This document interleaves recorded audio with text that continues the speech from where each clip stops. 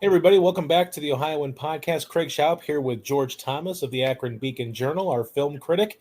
George, how are you doing on this Thursday night? I'm looking for. Well, I shouldn't say I'm looking forward to the weekend. I got to work all weekend. So football on Saturday night. Yeah. First home game on Sunday. So Yeah. I'm looking forward to having tomorrow off. We'll have to talk to you about the Brownie the Elf midfield logo there at Cleveland, at whatever they call it, First Energy Stadium, whatever. You a fan of the Brownie the Elf logo there? I couldn't care less. Well, we're not here to talk about sports, although you can obviously read all of George's everything he does covering Akron Zips and Cleveland Browns football at beaconjournal.com. But we are here to talk movies and streaming. And the first one maybe could be a nice little kickoff to the Oscar season. Viola Davis stars in The Woman King. George, tell us a little bit about The Woman King. Yeah, I needed to dig deeper into the press notes to find out whether the actual story is true. It's a based on a true events kind of thing, right? And it tells the story of the Agoji. I'm not even pronouncing it right. Agoji. It's a group of female warriors in the African kingdom of Dahomey in the 1820s. Led by a woman named Naniska, and they fight. They fight. This is one of those rare stories where you're seeing actual representation, and it's based in truth at least. What it deals with, and one thing that I can appreciate about the film, it deals with the opposite end of the slave trade.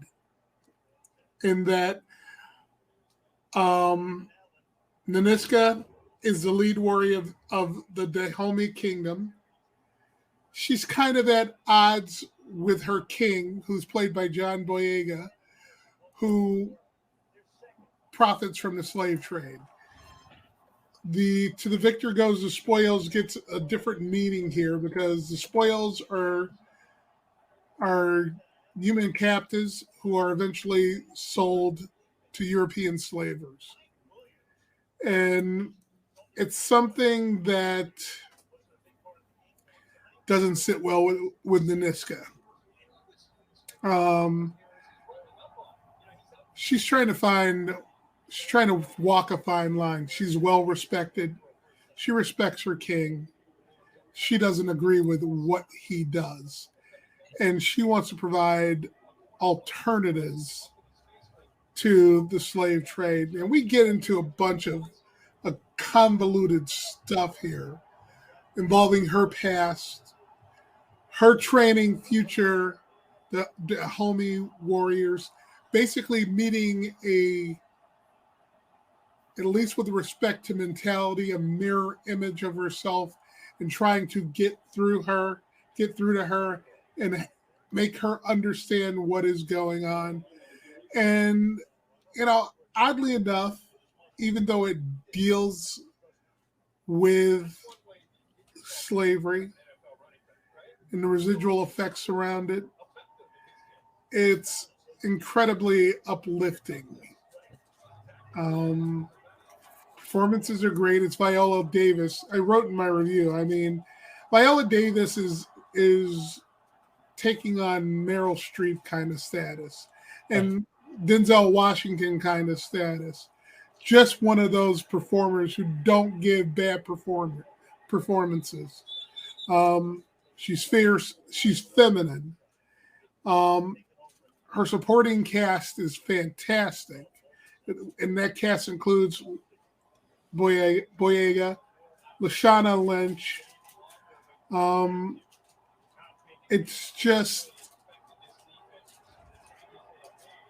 It's entertainment that is more than entertainment, if you know what I mean. Right. It's got something to say, and it does so in a way that's crowd pleasing, intelligent. I could have done without a little of the soap opera elements that you're going to find here, Right. especially in one storyline. But this is definitely worth your time. Well, I'm glad to hear you say that. I know that I've seen a lot of the commercials and everything, and it's they're sort of framing it as like the sort of a gladiator-esque kind of movie. I mean, do you kind of get those vibes as well, where you're kind of dealing with the sold in the slave trade, and here's someone that's kind of standing up to that? I mean, is it kind of like Gladiator, or is that just a nice little marketing ploy to get people maybe a little bit more interested if they didn't know much about it? Marketing. Yeah. Marketing. It's marketing. It's a lot Okay. more thoughtful. I mean, you say Gladiator, which was a thoughtful film, a movie I absolutely enjoyed, but it was bloody and at times gratuitously so. You Right. know what I mean? Right. The movie is not like that. It's got some Okay. great battle scenes, great fight scenes, but not to the extent that you see in Gladiator, and it doesn't have the gore that you see in Gladiator. So, yeah, that's definite marketing. Okay. Well, I mean, Viola Davis, as you said, is entering that Meryl Streep territory as an actress where, I mean, she's really never given a bad performance, but, obviously she's a 4-time Oscar nominee, 1-time winner. Do you kind of sense that maybe she's, gearing up for maybe another nomination with this role, or is Oh, this maybe going to absolutely. fall short? Okay. Without a doubt. I see her getting a nomination for this role. Okay. I Well, mean, what's your, yeah. she's one of those performers who can just look right through you. Right. It's one look. At the same time, she's incredibly intelligent. Right. So, without a doubt, she's going to be nominated. Okay. Of course, they could end up eating crow in a couple months, but you never know. Yeah. I think she's gained the attention of the Academy, and they tend to reward her, it seems like. I know it's been a couple of years since her last nomination for Ma Rainey's Black Bottom, but again, she won for Fences in 2016, so she's had quite a nice run here as of late. So it seems like she's trending in that right direction. Overall, what's your final grade for this, and any final thoughts? Well, what's nice about this movie, with respect to Viola Davis, is that she was able to get it made based on her name and what she. Right. So that's the kind of power you don't have. If you don't have the power to greenlight a film in Hollywood, you're basically not on the A-list. Right. She got a little-known story about, for lack of a better term, they were called the Dahomey Amazons, greenlit and on the screen in wide release, it looks like. So right. She's A-list. I gave it a B+. Okay. All right. Well, a nice recommendation there. Hopefully it'll, we've had this lull here in the last few weeks at the box office. Hopefully we'll see some people head to the box office this weekend and maybe catch something like this that not only seems to be, something good, but it's also something new and different that we just haven't really seen lately. So that's good to see. We've never seen this. The closest we've yeah. Well, I wish we could say the same thing about this next thing we're going to talk about, but we have seen this before. Quantum Leap is making a return to television. Tell us a little bit about this reboot or sequel or prequel or whatever this may be of Quantum Leap. You know what? I prefer to call it a continuance. Okay. It's not a reboot, because a reboot implies that they're just starting all over from nothing. Okay. They're not. The show picks up in our time after the Quantum Leap project that sent Sam Beckett back, jumping through time, back in, what was that, what year did Quantum Leap come out?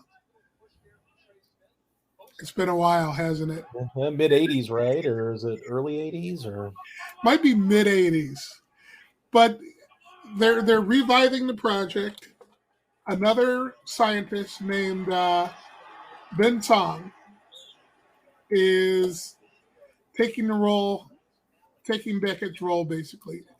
And the difference is primarily we see, whereas the original Quantum Leap was about Sam Beckett and what he needed to do to leap to his next adventure or hopefully back home, and his hologram Al was there to help him, and that's all you saw. That scenario, him interacting with Al. This time we see it from both sides, and there is a support cast in our time, and there is Ben Song, and leaping into a body. And for the premiere episode, he leaps into a date that's memorable for me because it's July 13th, 1985. A lot of people won't remember that day, but it was a day of Live Aid. And I was in a stadium in Philadelphia. So, okay. But, what made Quantum Leap successful more than anything was Scott Bakula and Dean Stockwell, that interaction. Professor or Dr. Ben Song's hologram is his fiance. Okay. But he doesn't remember her. And that's going to be the key to whether or not this works. I'm sorry, Scott Bakula is a tough act to follow. Right. And I saw one episode. It premieres Monday. And we're going to have to see how this develops. Because Bakula is one of the most underrated TV actors to hit the small screen, I think. Right. For whether it's Star Trek or NCIS, New Orleans, whatever. Yeah. He's always been underappreciated. Like I said, tough act to follow. The show needs to have a sense of humor. In what I've seen, it has that. It needs to have that charismatic lead. Now, Raymond Lee, who plays Ben Song, I don't know if he has that just yet. Okay. So we're going to see how it all comes together. What I do like, however, is it isn't just leaping in our present day. They're dealing with a conspiracy and why Ben Song took the chance to reprogram the Quantum Leap project and without authorization began leaping through the past. Okay. So it sets up some interesting dynamics. We'll see how it all plays out.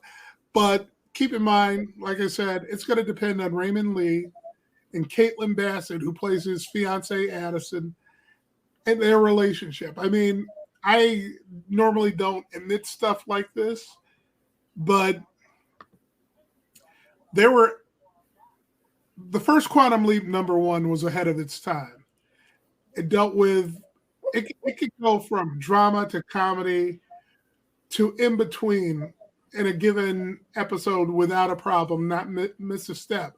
But right. One thing that was always compelling about it, they had no problem dealing with social justice issues.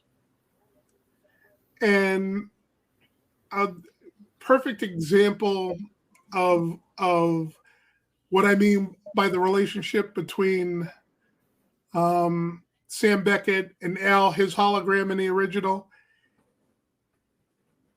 It's revealed in the final episode that the primary reason that Beckett, and this is a spoiler coming out for anybody who's not seen the original Quantum Leap, but the reason for his leaping was to ensure that Al and the one wife he absolutely adored made it back together.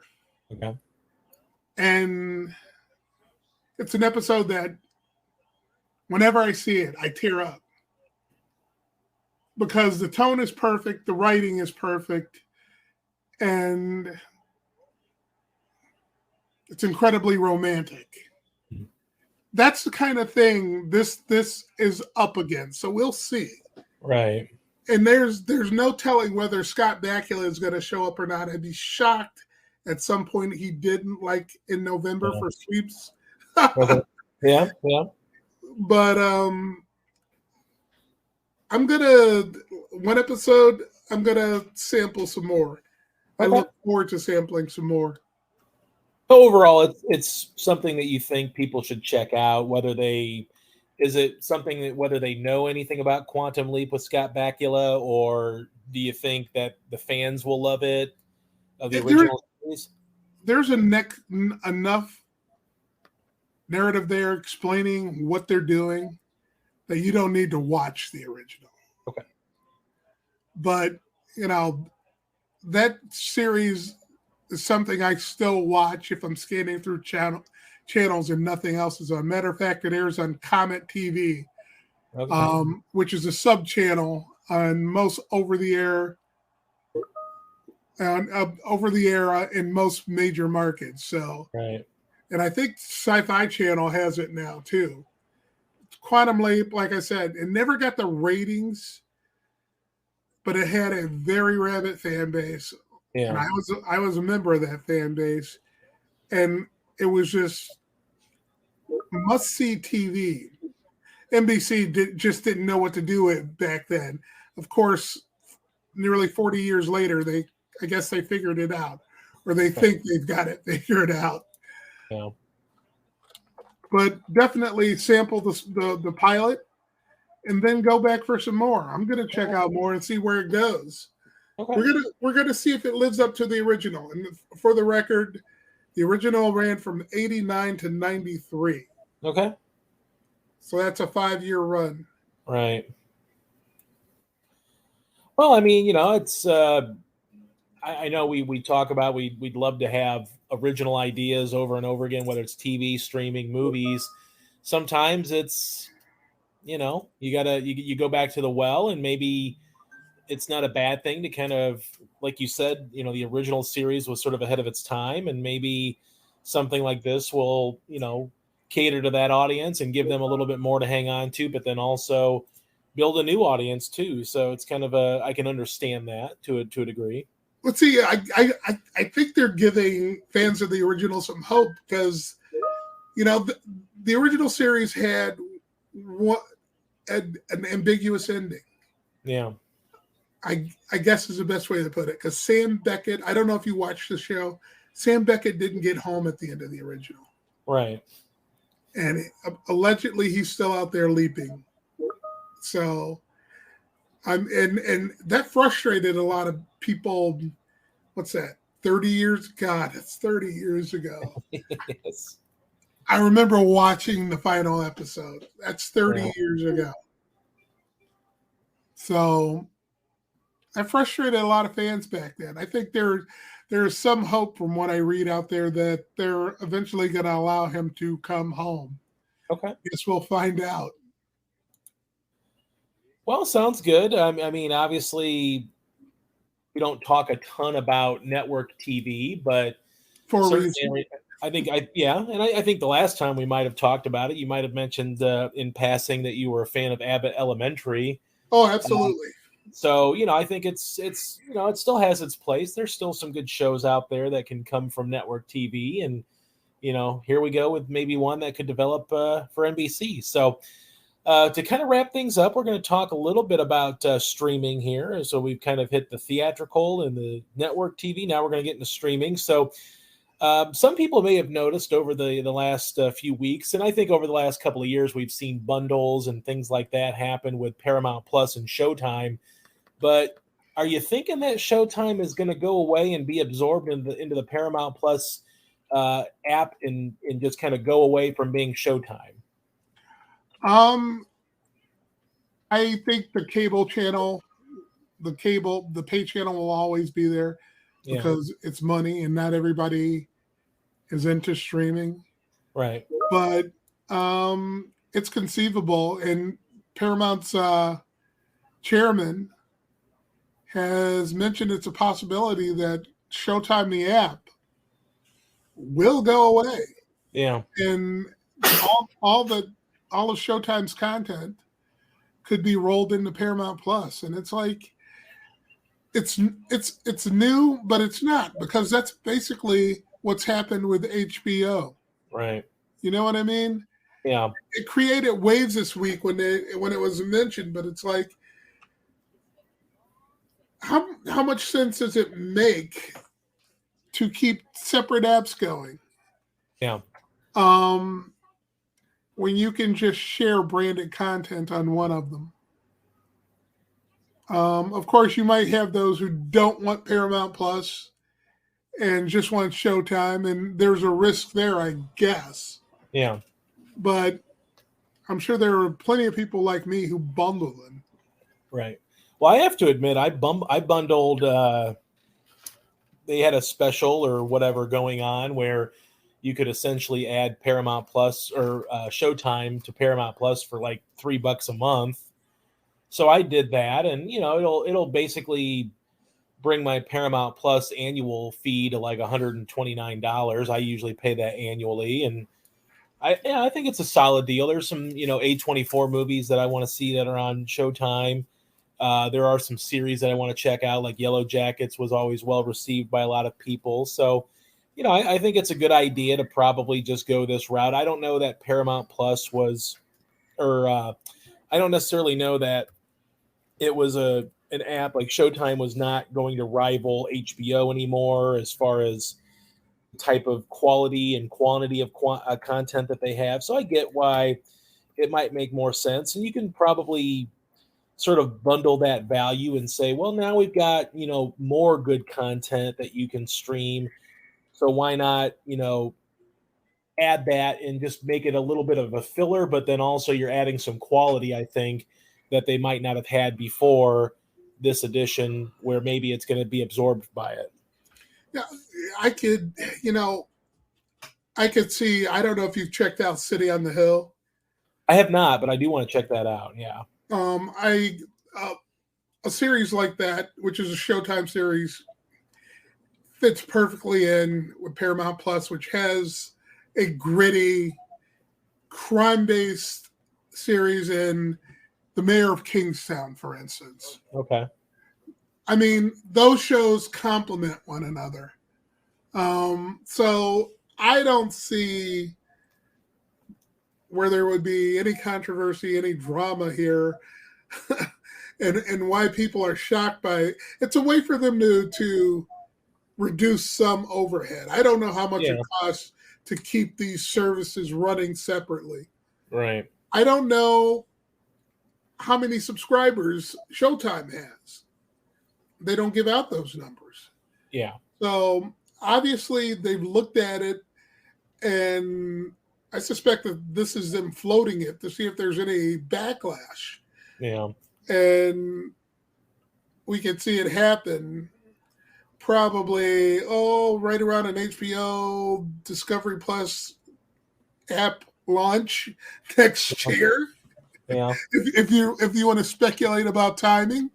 Yeah. Kind of gives them cover. Right. Yeah, it makes sense.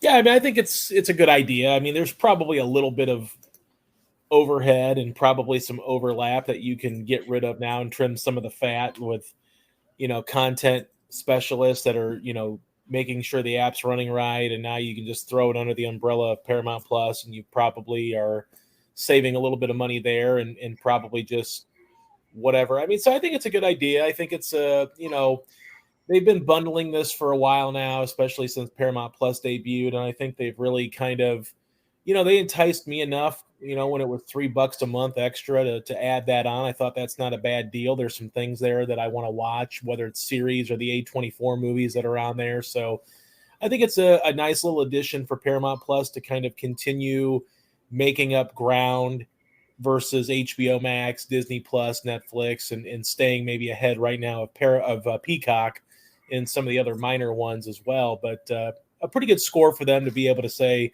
now you can get some pretty solid quality A24 movies that people always seem to clamor for. You get some, buzzworthy shows. Why not? Sounds like a good idea. It's a win-win from my perspective. I subscribe to it and have already taken advantage of, watching stuff. So I think they've set out to do that, and it's worked out in their favor, at least for me anyway.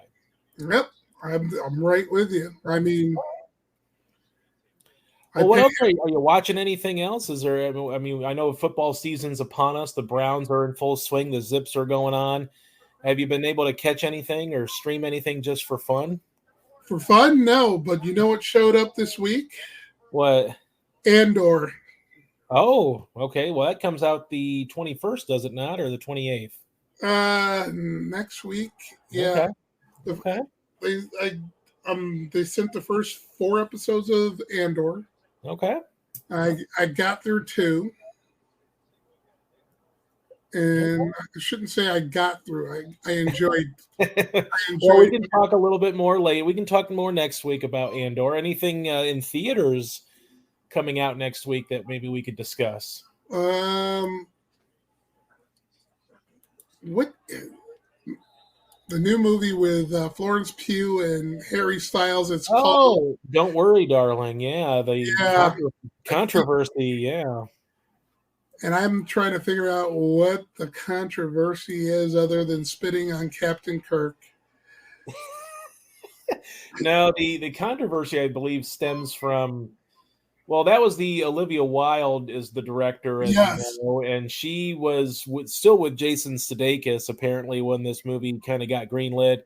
First, it started with Shia LaBeouf in the starring role, and he apparently was fired, although he said he was not fired from it. And that was a little bit of controversy, but then more controversy ensued, as apparently that's when she and Harry Styles got together, and it kind of made it a little bit awkward on the set and just made it more of an issue than anything. And I guess some people were saying that Florence Pugh actually had to direct some of the movie because Olivia Wilde just wasn't really all in on it. Now, I don't know if that's true, but that's the controversy that's out there right now. So a lot of people are wondering what this is going to be because, Olivia Wilde had, a pretty good, whatever you want to call it, breakout, kind of as a film director. So you kind of wonder what's going to happen here with this. But that's sort of the controversy that has, even prior to the potential spit on Captain Kirk, which he said is not true. Well, I know he said it wasn't true, but I'm just, It looked like it, and it was a weird reaction to whatever the clapping, and then all of a sudden just like almost a disgusted look on his face about what had happened. So yeah, hopefully he's okay. For whether it's Captain Kirk or whatever, we love Chris Pine, so hopefully he's okay. And Blonde is out. It releases on, which is a story about Marilyn Monroe. Andrew Dominic. Yeah, trying to get a screener of that. Okay. Ahead of next week. All right. Been a while since Andrew Dominic's been in theaters. I think Killing Me Softly was the last time he was out there with Brad Pitt, and I loved the assassination of. The 55-word title. Assassination of Jesse James by the coward Robert Ford. Which I enjoyed thoroughly, but so we'll see what happens here with his NC-17 as well. Are you do you even care if with the controversy regarding that, with whether it's like too steamy even for Netflix or whatever? I haven't cared about that since I was 25. So. All right. Well, it sounds like we have a few things that we can discuss next week. George, as always, appreciate you stopping by and talking. You can follow George at @ByGeorgeThomas on Twitter. You can read all of his content and watch all of his videos that he makes. He makes great videos at beaconjournal.com. George, as always, we appreciate you. And hopefully you have a good week at the movies and on streaming for us for next week. Well, Avatar is being re-released. I'm not going to go check that out, but thank you very much. All right, George. We'll talk to you next week. Hi, I'm Jennifer Mooney. Welcome to what is our new Hope Interrupted podcast based on the work from our book, Hope Interrupted, that I co-authored with my good friend Byron McCauley. Hey, Jennifer, I'm looking forward to this podcast as much as I was looking forward to writing this book with you. We hope to interview some high impact folks as well as have a little fun. We're going to cover stories of hope. To learn more about our podcast and our book, please visit www.hopeinterrupted.com.